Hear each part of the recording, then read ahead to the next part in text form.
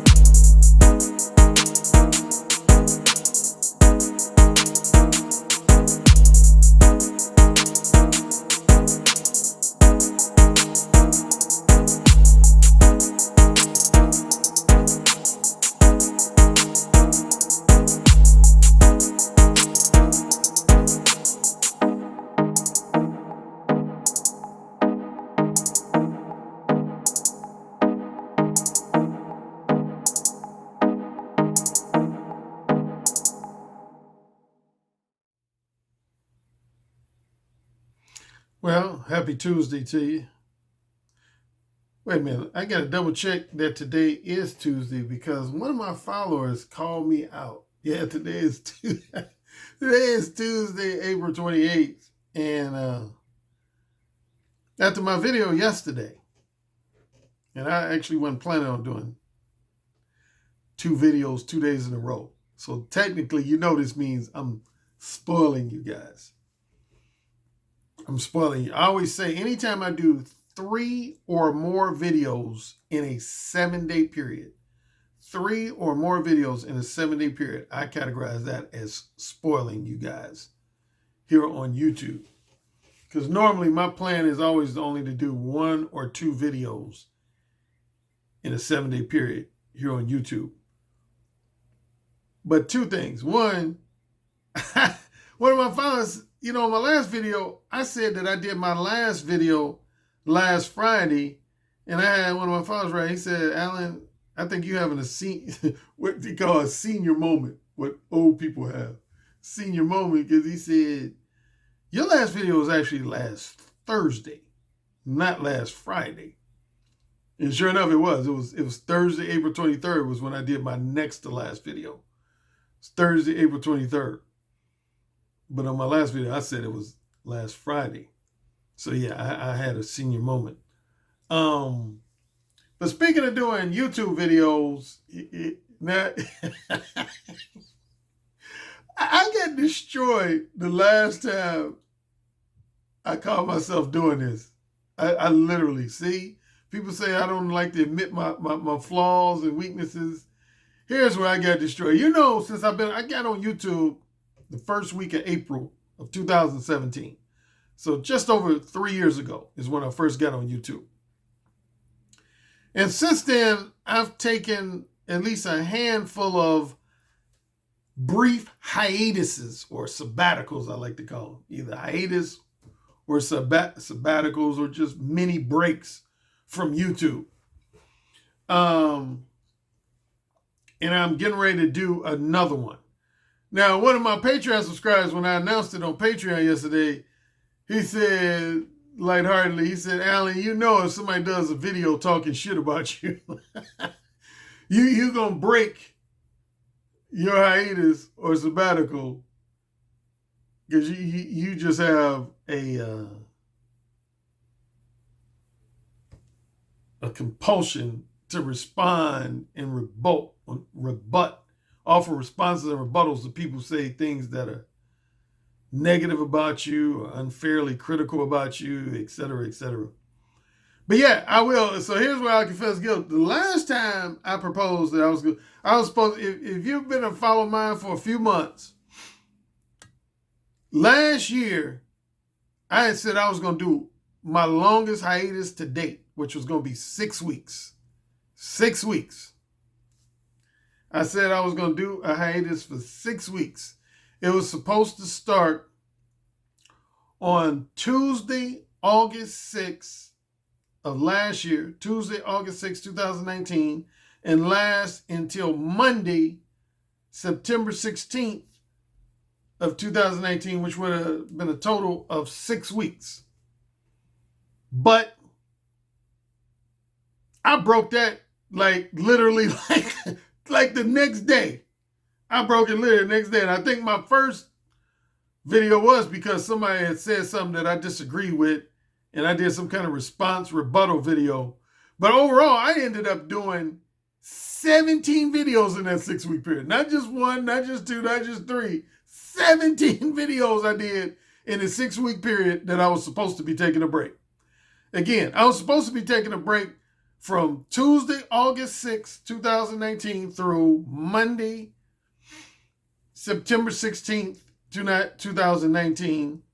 But I ended up doing a video on August 7th, August 8th, August 14th, August 20th, August 21st, August 25th, August 26th, August 28th, August 30th, September 1st, September 2nd, September 4th, September 6th, September 10th, September 13th, September 14th, and September 16th for a total of 17 videos I did in that 6-week period that I was supposed to. Yeah, that was the last time I proposed doing a hiatus or a sabbatical from YouTube and just strictly doing Patreon exclusive videos.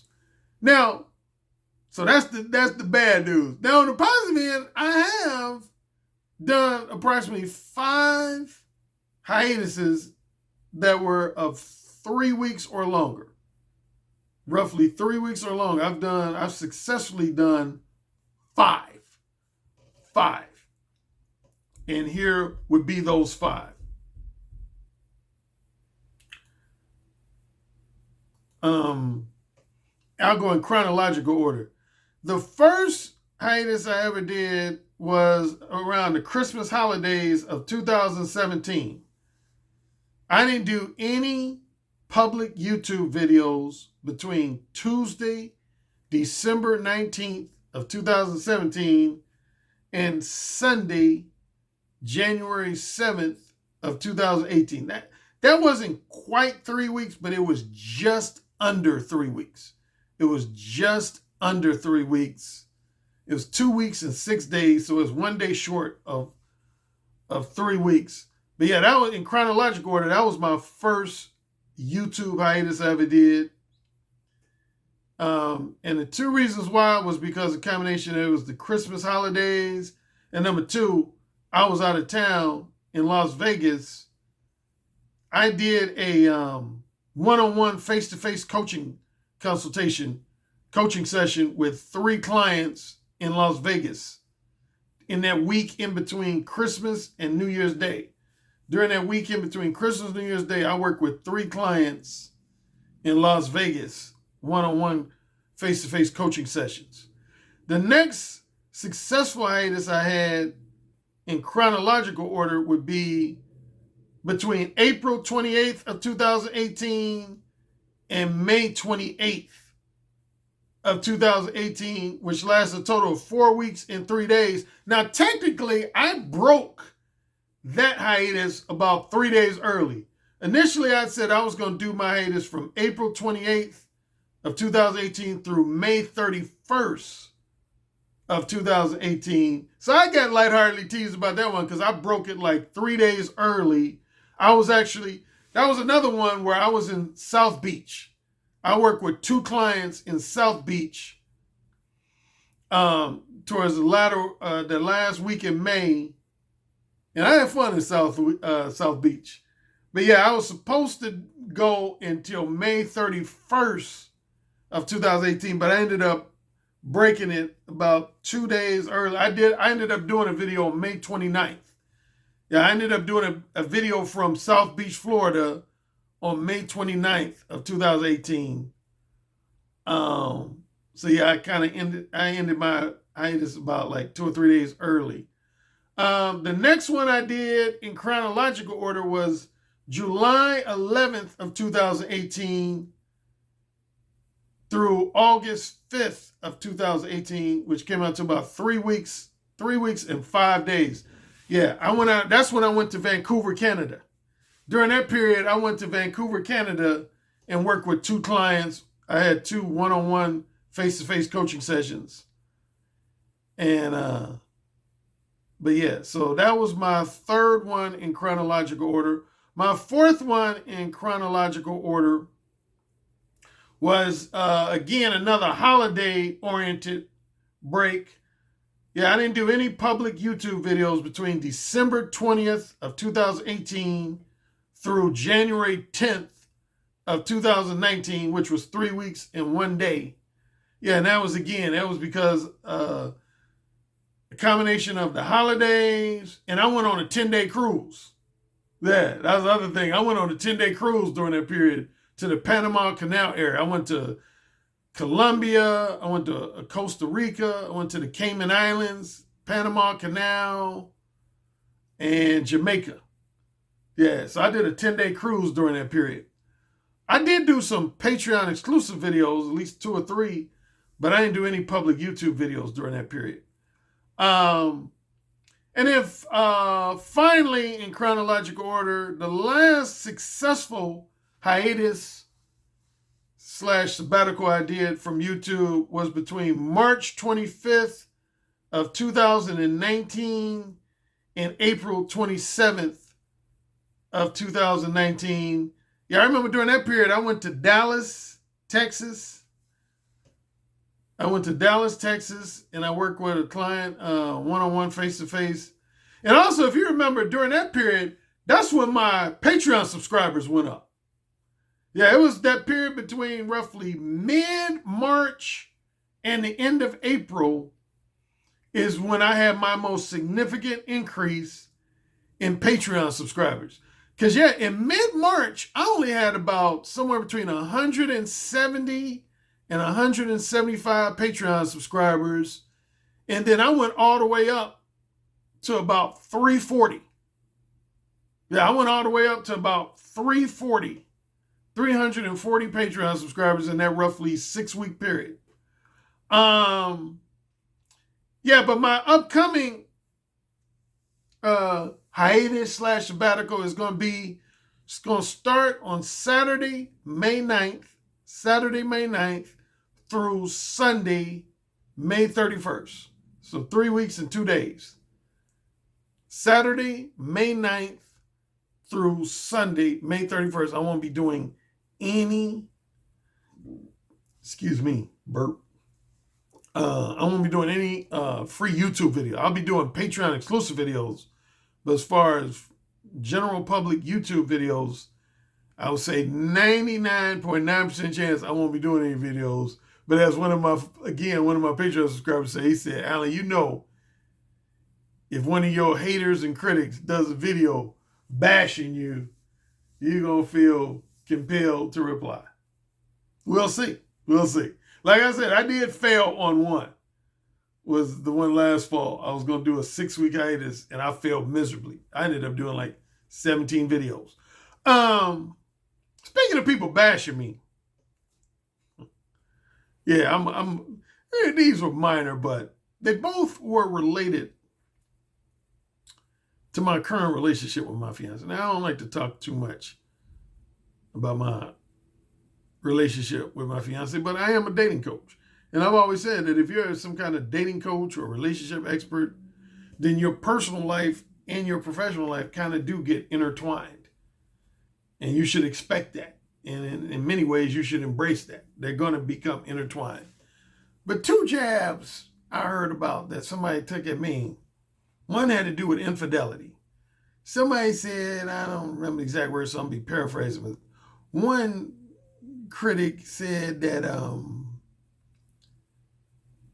Roger Currie got to realize that with the way women are today, and particularly young women, he got to realize that his fiance is going to be cheating on him left and right. He has to realize that. I wouldn't doubt if she's already cheated on him, given their large age difference. We have a 28-year age difference. Well, I can say with full conviction, whoever said that, you're wrong. You're wrong. Here's one reason. Now, I'm not going to sit here and be a prognosticator for the future. But I know the character of my fiance, and she knows my character, and we both have a strong disdain for cheating. We have a strong disdain for cheating. We don't believe in obligatory monogamy. See, the only time and I've talked about this a number of times, I'll talk about it in my book, The Beta Male Revolution. The only time really you're going to have a partner that cheats is when you buy into the idea of obligatory monogamy in the first place. I don't believe in obligatory monogamy. I say that in my book, The Beta Male Revolution. I don't believe in what I refer to as obligatory monogamy. Obligatory monogamy means simply you be a monogamous with someone not because you genuinely want to, but you feel like you're supposed to be or you have to be. I don't believe in that shit. I don't believe in that. So that's number one. But number two, man, again, I don't necessarily want to share details about my personal life, but in this case, I'll share a few. Dude, if you knew how much time me and my fiance spend together, it would be a magic trick. For both of us, really. It would be a magic trick for her to cheat on me, and to a lesser extent, it would be a magic trick for me. Man, we're probably together like 22 hours a day every day, if not a full 24 hours a day every day. And that's real. Because neither one of us have 9-to-5 jobs. So it ain't like she got a 9-to-5 job. She works for me. She works for me. And I think most of y'all know the bonus of that. Tax write-off. She works for me, so she works from home. So it ain't like she got a 9-to-5 job. So who would she be socializing with? She ain't no party goer. I mentioned that on a couple videos. My fiance is very much the homebody. She ain't like the type that feels the need to go out and party at some club or somebody's house party.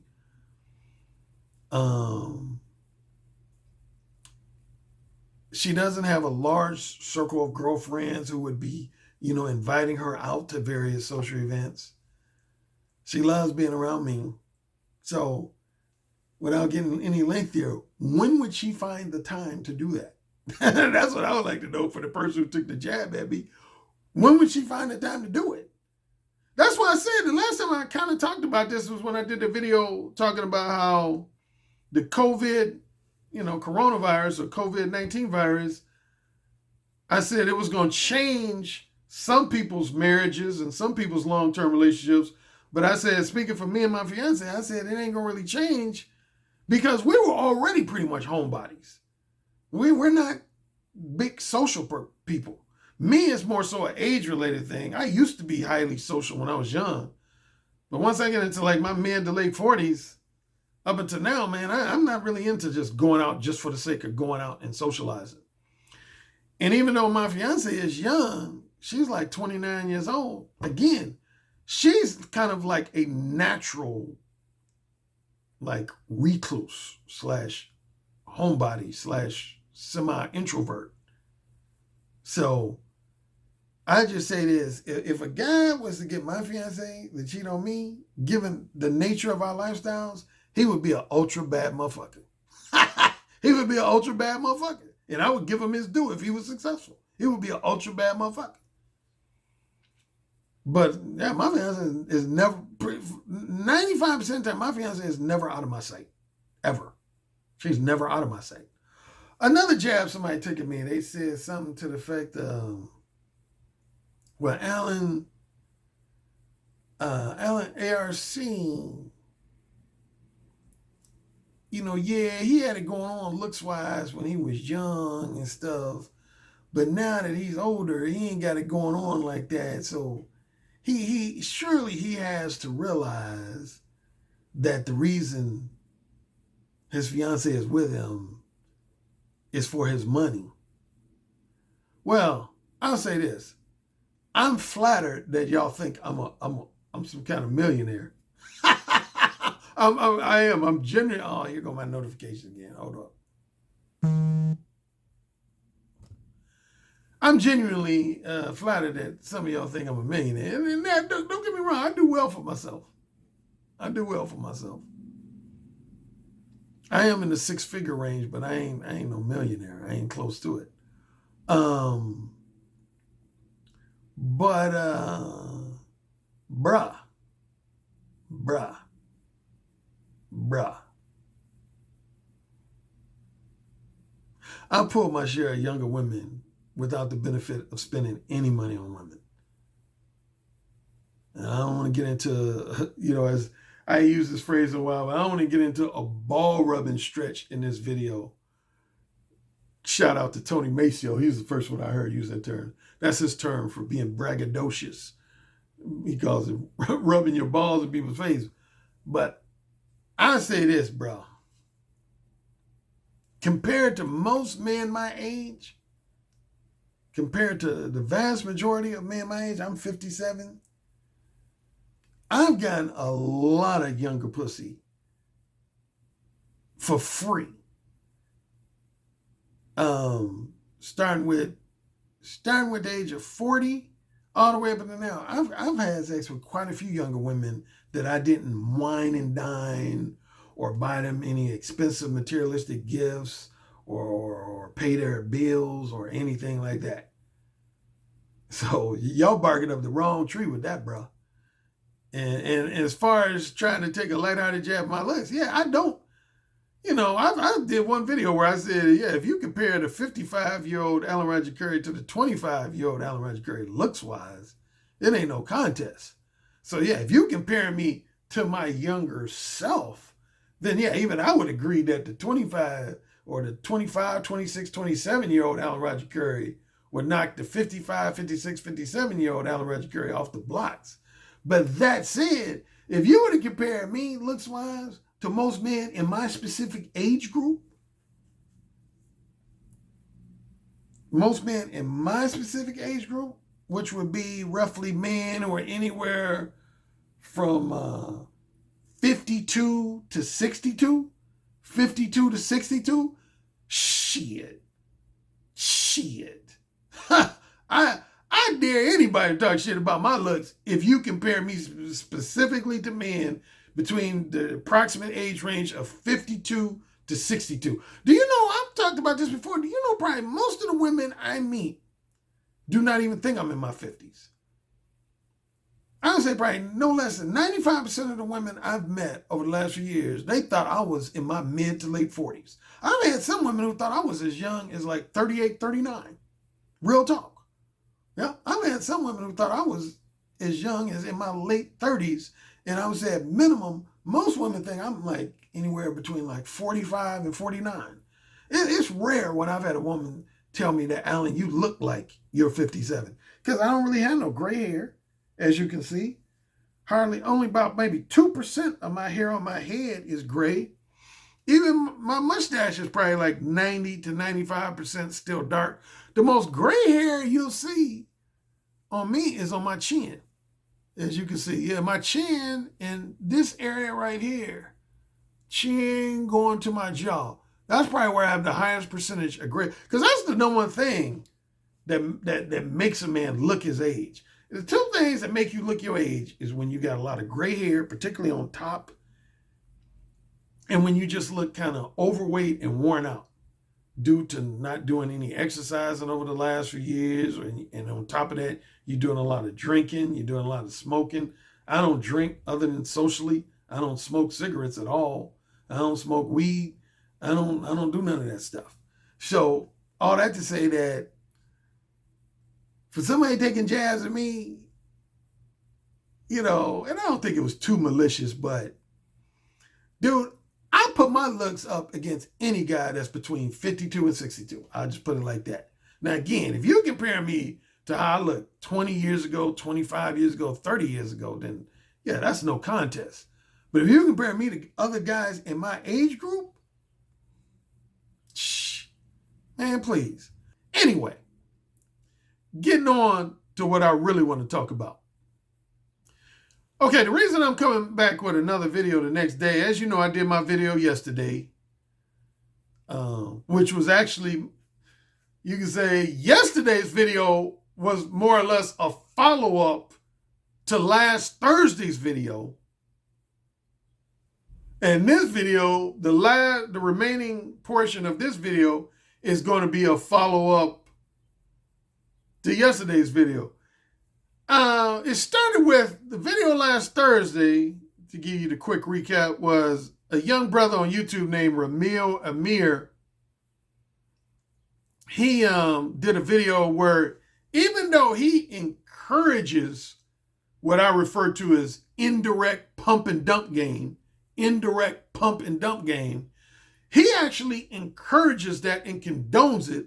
But he did a live stream where he acknowledged that there are some drawbacks, detriments, disadvantages to executing indirect pump and dump game. And he generally had 5. I can't remember what the other 3 was, but 2 of them was that you're going to have a lot of situations where you're going to waste a lot of money on women and not end up getting no pussy. And you're going to have other situations where you're going to waste a lot of time with women, spending time with women in a non-physical, non-sexual manner, only to ultimately never, ever get any pussy. And those were 2 drawbacks I've always pointed out. So that's what last Thursday's video was about.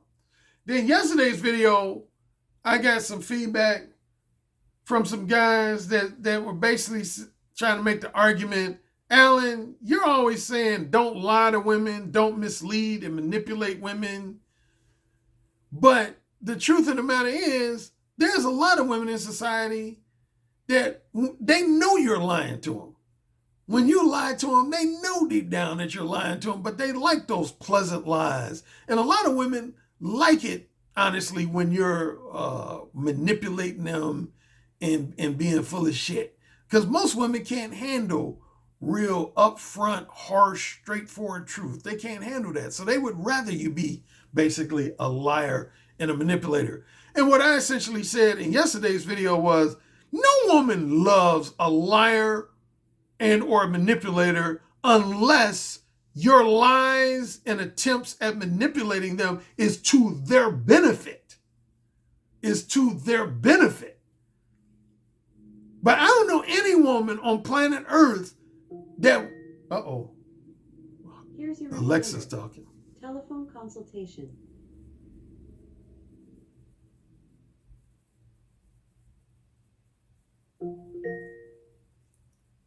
Here's your reminder. Telephone consultation. Okay, that means I got to wrap this video up in about 15 minutes, if not less, absolute maximum 20 minutes. So that's good news for you guys. This ain't going to be an exceptionally long video, because usually when I get a reminder from her, that means I usually got 15, 20 minutes before I got to start that consultation. So yeah, I got a Skype/telephone consultation in about 15, 20 minutes. But anyway, so yeah, that was the essence of yesterday's video. And what I basically said was that, no woman wants to be lied to in general, and particularly if it's to their detriment. Same with a man misleading and manipulating them. No woman wants a man to mislead them and manipulate them if in the long run it's going to be to their detriment. The only time a woman wants to be, that doesn't mind a man lying to them or doesn't mind a man attempting to mislead and manipulate them, is when they know it's going to be, in the long run, it's going to be to their benefit. And not to rehash yesterday's video, but real quickly, here are the 2 situations where a woman is not going to mind. Number 1 is if a woman doesn't want to have sex with you, and she's actually hoping that you keep your true sexual desires, interests, and intentions to yourself, because that way she can manipulate you better. She can string you along better. So all women are going to welcome that. If a woman wants you to be her purely platonic male friend, but she knows that deep down you want to be her next boyfriend or you want to be her next casual sex lover, she's got her fingers crossed. She's hoping that you never are mode one with her about your sexual desires, interests, and intentions. Trust me on this. She's hoping you never be mode one, because you're just giving her free reign to run circles around you. So that's scenario number 1. And scenario number 2, I said that a woman will welcome a man being a liar or to a certain degree a manipulator, a disingenuous and misleading manipulator, is when she wants to have sex with you, but she also wants some plausible deniability ammunition in her corner. Plausible deniability. In other words, on the positive end, she doesn't mind engaging in some episodes of casual sex with you, but she wants it to be in a situation where if she has regrets later on, or you disparage her public image or social reputation later on, that she has something to hang on to where she can say, well, I didn't have casual sex with that guy because I wanted to, because I genuinely wanted to. I had casual sex with him because he got me drunk, because he got me high, because he lied to me and told me he was in love with me. He told me we were in a relationship. Or some other way he kind of physically forced me to have sex with him, or he psychologically tricked me into having sex with him. See, most women, before they indulge in casual sex with you, there's exceptions, of course, there's exceptions. But most women, the average woman, she's going to always look for some form of plausible deniability. Again, mainly in case, number one, to protect herself from you disparaging her name and social reputation, or number two, in case she just simply has what's known as next day or second day guilt and regret. Next day or second day guilt and regret. That's what you think has fueled most of these Me Too movement allegations. What do you think has fueled most of these Me Too allegations that you've witnessed over the last 2, 3, 4 years?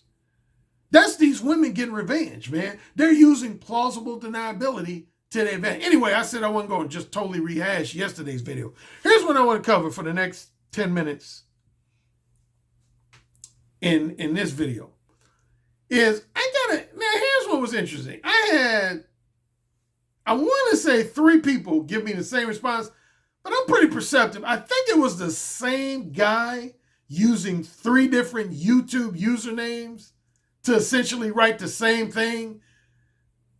If I was to give it benefit of the doubt, I would say it was 3 different people that essentially gave me the same counter argument to my video, my last 2 videos. But me being perceptive, I would say it was the same man using 3 different YouTube usernames to write me the same thing. You won't be able to see it in my last video because I deleted all 3 of the comments. But here was this guy's counter argument. I've heard this before, so he's not the first one to present this counter argument.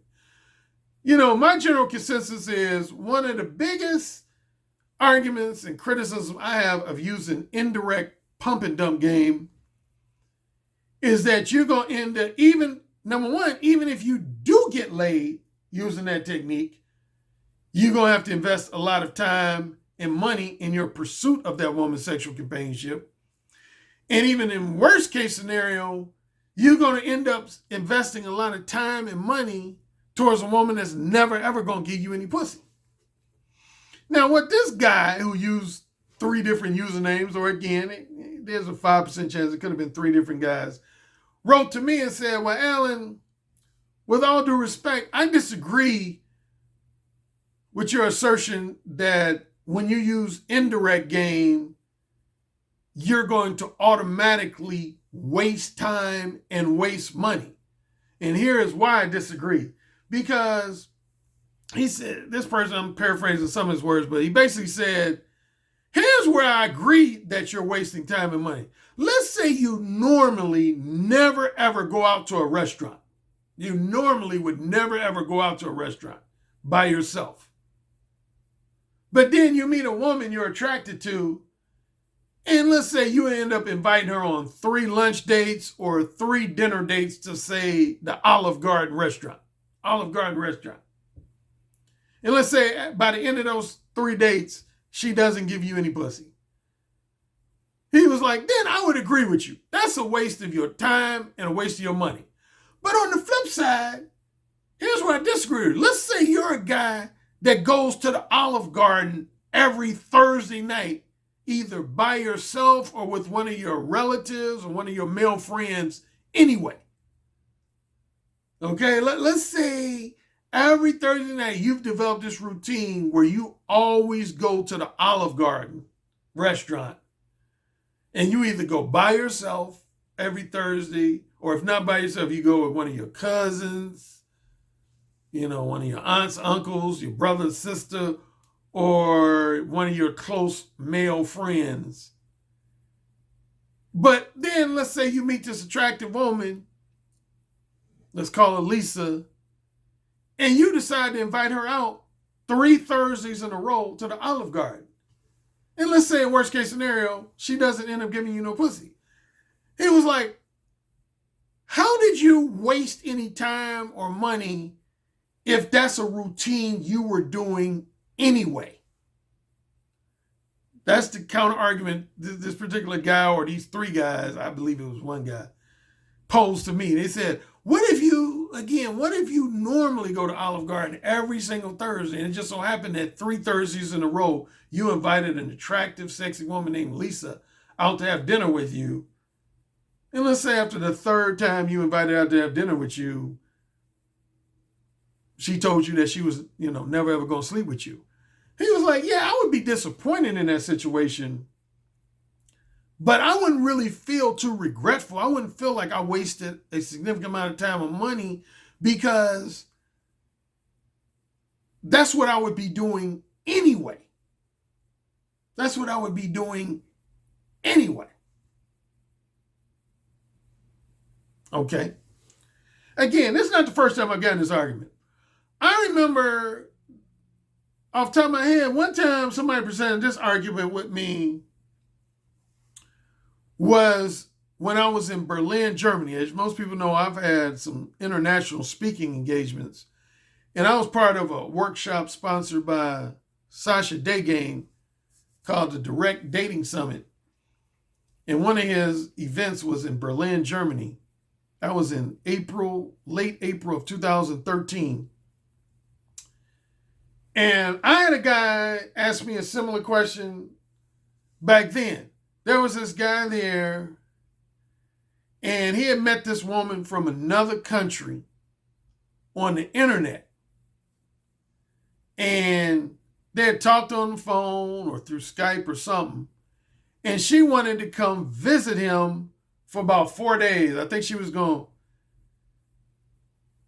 to come to Germany on a Thursday morning or Thursday afternoon and stay there until either Sunday night or Monday morning. So about 3.5, 4 days. And so, I like to talk about direct. We had a Q&A session. And I never forget, this guy basically posed that question to a bunch of us, all the speakers. And there were some indirect guys there. I ain't gonna say no names. James Marshall.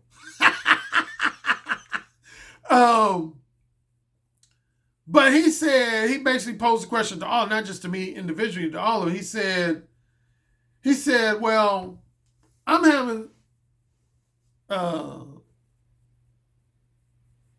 time debating on what to do. He said, here's my 2 options. Option number 1 is to basically be indirect and allow her to come visit me and wait until she actually gets in town. And when I'm with her, to just basically, start making moves, make an attempt to kiss her, make an attempt to make out with her, and then just see how that goes. Or I'm thinking about using Alan Roger Currie's Mode 1 upfront and straightforward technique and telling her even before she comes in town, that I want to have sex with you. What do you guys think? He basically was like, do you think I should go with Alan's Mode 1 upfront and straightforward technique, or do you think I should use a more subtle indirect technique? I think it was 7 of us total. It was 7 speakers total. 5 of the speakers basically said, no, with all due respect to Alan, you'll fuck up if you tell that woman before she even gets in town that you want to fuck her. Do not do that. And a couple of the speakers basically made the argument that this guy who wrote me recently, yesterday, said.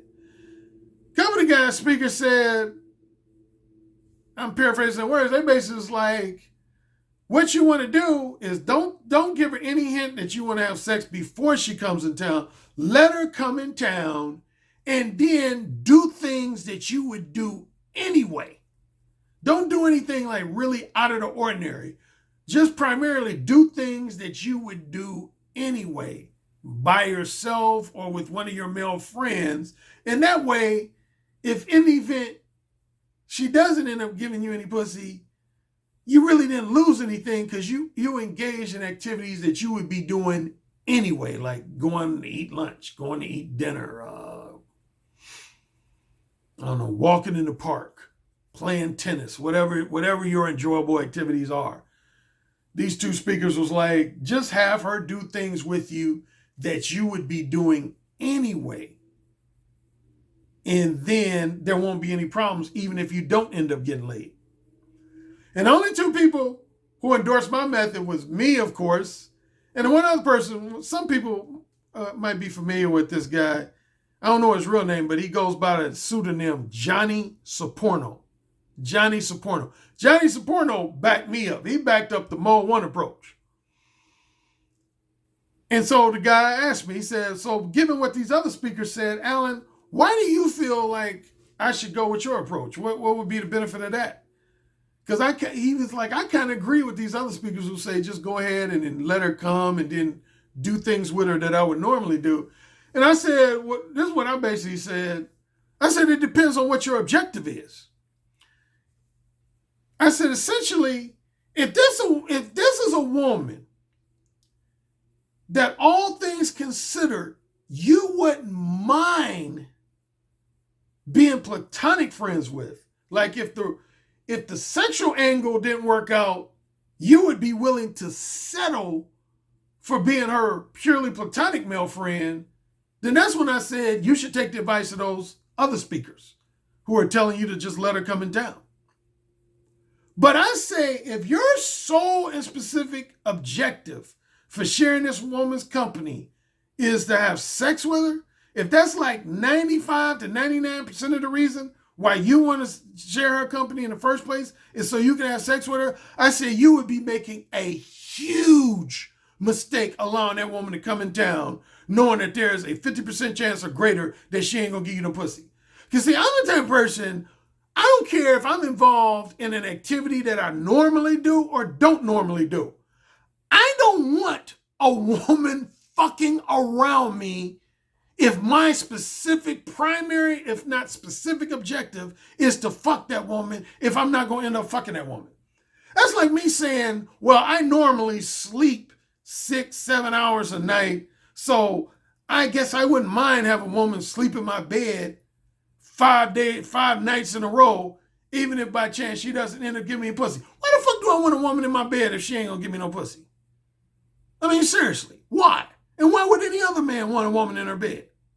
If that's his primary, if you're in a situation, again, where percentage-wise, 95 to 99% of the reason why you're even sharing that woman's company is because you want to exchange orgasms with her, it is a mistake to allow that woman to spend time with you, whether it's one of your normal routine activities or not.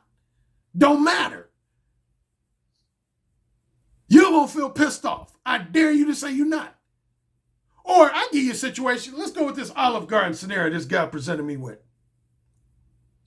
Let's say you went out with a woman for dinner 3 weeks in a row to Olive Garden, right?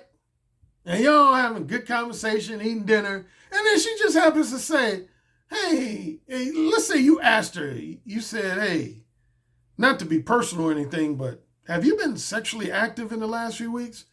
And she said, well, I normally don't answer questions like this, but since you mentioned, yeah, there was this one guy I met named Chad Bronson. I met him like 2 weeks ago. We met at the grocery store, and then A few hours later, I just went over his place and he fucked the shit out of me. And matter of fact, we're still fucking right now. How you gonna feel about that? How you gonna feel about that? I know some of y'all gonna try to come in my conversation and say, oh, that wouldn't bother me. That's bullshit. Yes, it would. Because I know how, number one, how egotistical men are and how territorial they are. Yes, it would. This relates to that story I was talking about. My supporter named Kent was talking about the Subway coupon. Anytime you're a man,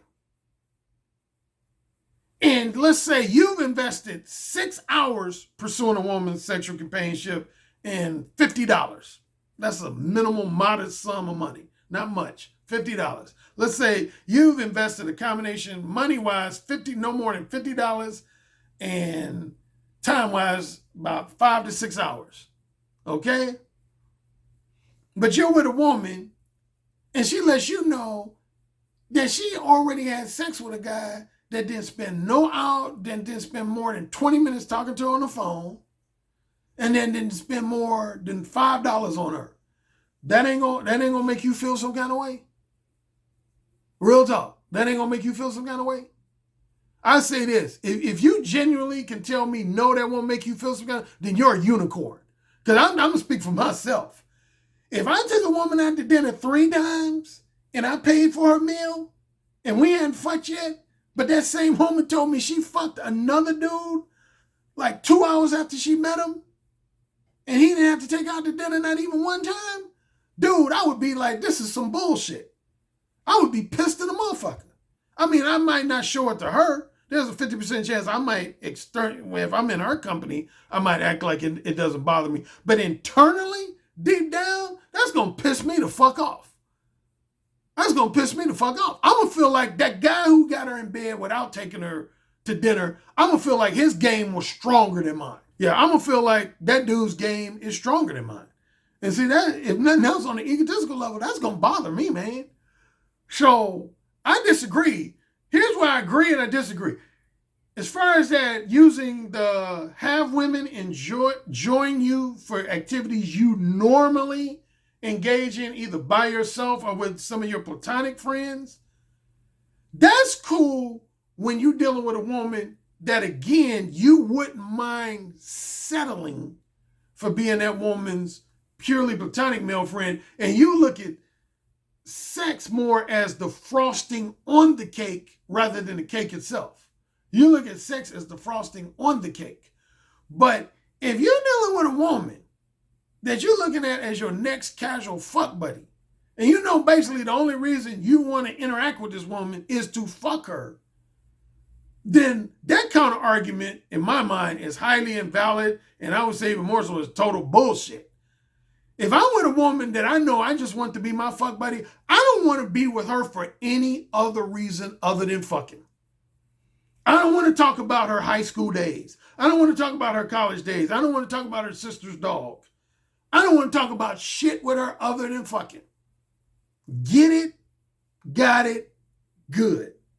Dating coach Alan Roger Currie got to attend to a Skype consultation. So enjoy the rest of your evening and the rest of your week. Boom. Yes, sir. Say it again. Yes, sir. Who's the king? Alan, you're the king. Say it again. Alan, you're the king. You're dominating me. Say it again. Alan, you're dominating me right now. Mode 1. Mode 1. Daddy, can I go, please? You're the king. Say it again. Oh, king. Oh, you're the fucking king. Yes. Yes. Yes. You're the king, Alan.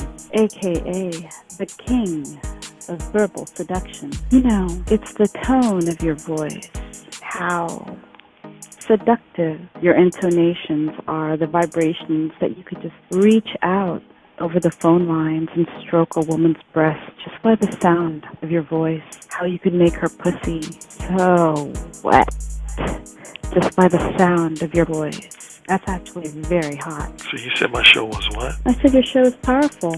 Oh, say it again. Your show is powerful. I bet the king would fuck me really good. Who's the king? Alan Roger Currie. Oh, yeah. Who's the king? Alan Roger Currie. The king.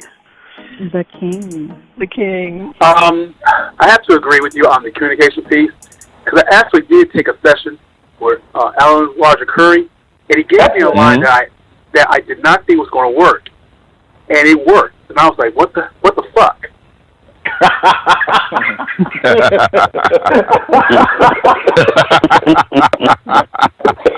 Oh my God! God, man, he's the master. He's the master of the verbal seduction. He got that communication piece down pat. It really worked. Yeah.